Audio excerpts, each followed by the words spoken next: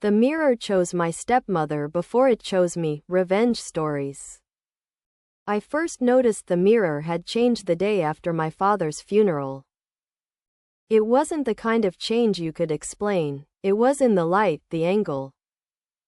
The way the reflection blinked half a second slower than I did. My stepmother, Leora, was the only other person who ever looked into it.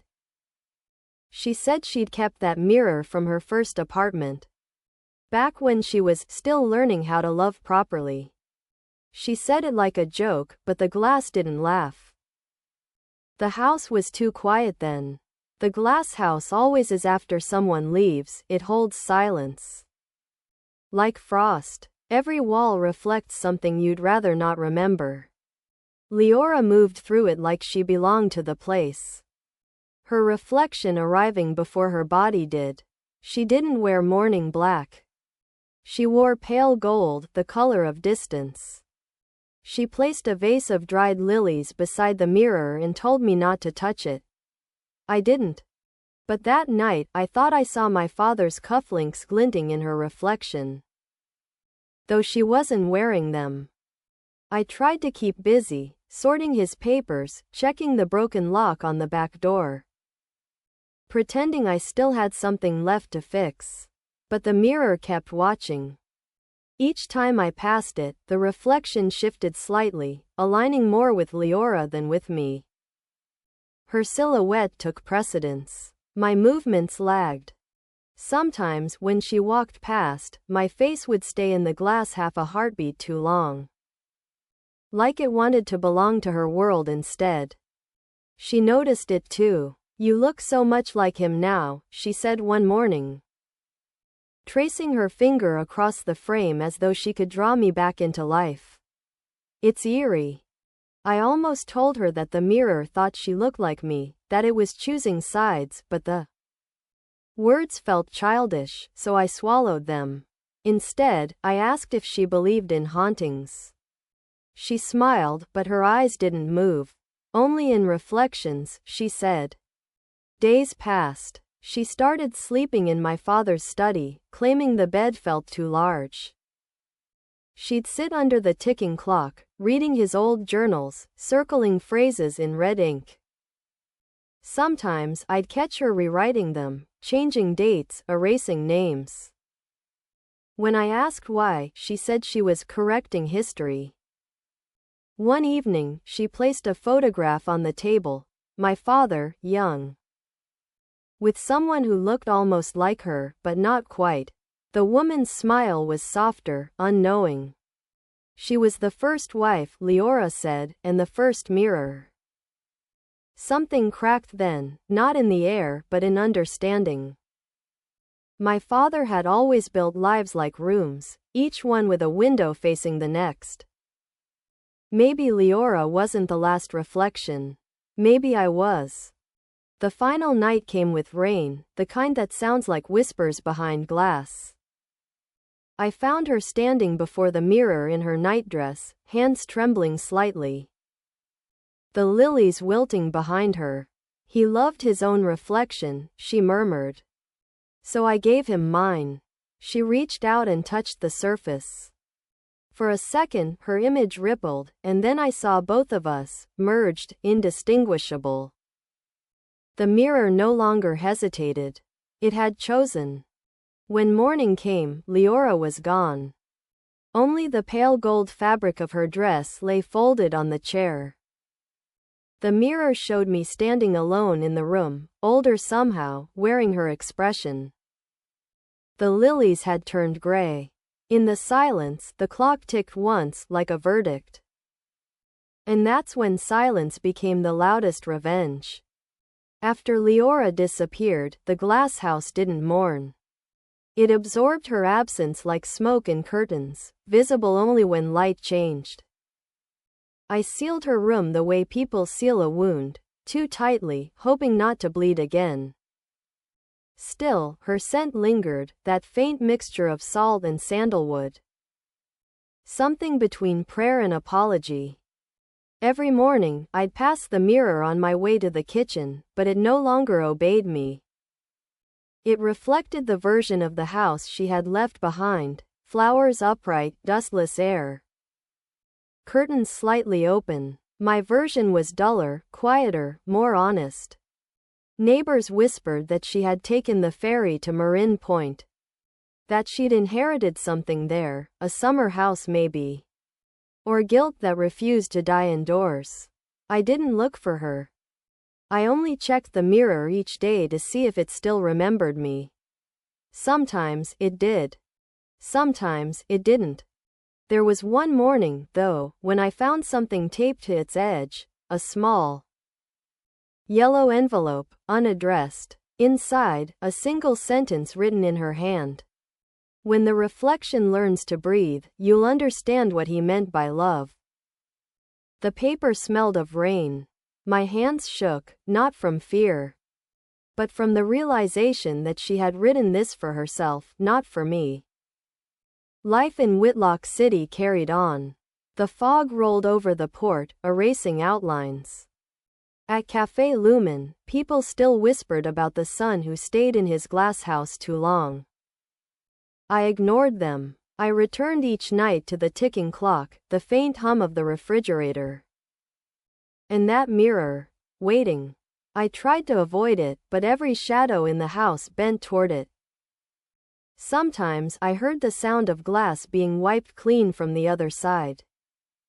Sometimes I thought I saw her reflection there first, turning her head slightly, as if she were checking whether I'd learned silence yet. I started to understand why my father had fallen for her, not for her beauty, but for her discipline. She knew how to control space, to fold tension like linen, to make a room obey.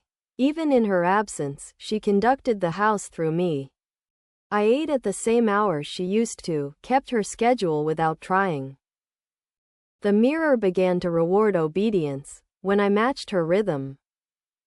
My reflection looked human again. One evening, I caught myself speaking to it. "What did you see in him?" I asked. The reflection didn't answer, but the room dimmed. In the faint twilight, I saw a second silhouette form behind mine, hers perhaps, or the echo of someone learning to return. The air smelled faintly of sandalwood again, as if the house had exhaled her name. I turned away, but the ticking clock followed. Every sound in the house felt like memory rehearsing itself. The quiet wasn't peace anymore, it was possession, slow and polite. And when I passed the mirror that night, I could swear it smiled. After the rain, the streaks on the glass dried into faint fingerprints, as if someone had touched it and then changed their mind. I began cleaning my father's room, just to avoid staring at the mirror too long. But every time I turned away, it still held my face, a fraction of a second late, like I was watching myself through someone else's memory. I tried covering it with a black cloth, but when I returned, the cloth lay on the floor. And inside the mirror was me, standing, eyes open, asleep.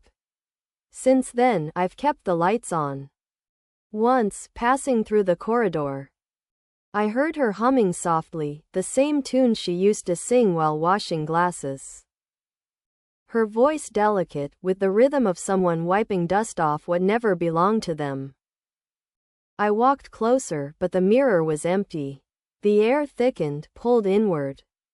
That night, I slept on the couch, counting the clock's ticks through the rain. By the 12th, a pale gold shimmer swept across the wall.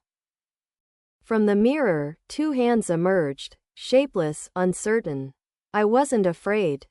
I felt calm, as if I'd been waiting for this.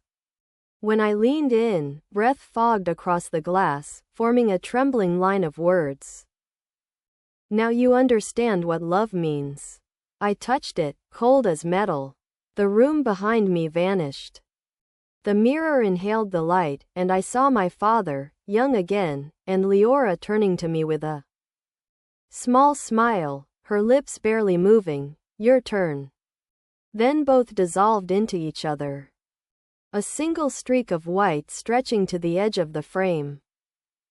By morning, the neighbors said they'd seen me standing by the window all night, motionless. But in the mirror, I knew there were three of us, one who looks, one who is seen, and one who is learning how to stay silent. I never tried to break the mirror again. Each evening, I just wipe it clean, slowly, the way she used to. And the ticking clock in the house still beats steadily, like the heart of someone who never really left the glass. It began to snow the night the mirror cracked. Not from force, but from pressure, like it could no longer bear holding both of us inside it. A thin line split the reflection down the middle, dividing me from whatever version of Leora still lived there. The fracture looked almost deliberate, as though the house itself had decided to choose who it would remember. I sat in the dining room beneath the clock, listening to the wind whistle through the vents. Every sound in the glass house had become language, the clinking cutlery, the sigh of the window frame, the faint hum of electricity behind the walls. I could hear her everywhere, like silence rehearsing a reply. I started to think maybe the mirror had been hers all along, her final confession, her weapon, her witness. My father had always trusted glass more than people, it never lied, only distorted. Perhaps she learned from him how to control reflection. Perhaps I learned from both of them how to live inside one. Days slipped into gray repetition. I stopped answering calls, stopped opening mail. The only letter I read came from the Whitlock registry, informing me that my father's signature on the house deed had been amended, 2 days before his death, to include her name, written in the same hand as mine. I stared at it for hours, tracing the curve of the letters, realizing she had not forged it to steal the house but to stay inside it. One night, I stood before the cracked mirror again. My reflection flickered, two halves, imperfectly aligned. I whispered, "If you wanted him, take him. But leave me the silence." The lights dimmed as if the house had exhaled. The split line in the mirror pulsed faintly, then stilled. For the first time, I saw nothing behind my own eyes. Just glass. Just space. Outside, snow gathered quietly on the window ledge, melting in uneven rhythm, each drop landing like a slow heartbeat. In its reflection, I thought I saw her once more, walking down the hill, her dress pale gold against the dark, leaving no footprints. The sound of the clock followed her, ticking slower now, as though measuring the distance between forgetting and forgiveness. By spring, the glass had healed itself. The crack faded day by day, the way guilt does when no one mentions it. The lilies in the vase turned the color of dust. I left them there, too afraid to replace what she had chosen. Some nights, I'd wake and see my own reflection wandering the hall before me, pausing by the window, then turning its head, as if waiting for permission. It no longer frightened me. The mirror had stopped being an object. It had become a language between us, one made of light, hesitation, and unfinished echoes. Once, while cleaning the study, I found her notebook wedged behind a drawer. Every page was blank except the last, where she'd written, "Mirrors remember who looked last." The ink had bled slightly, forming shapes that resembled fingerprints. I pressed my thumb against the spot, and the house trembled, a single sound, like a lock turning from inside.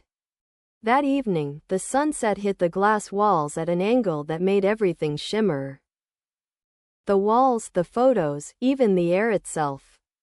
For a moment, the whole house became one large reflection.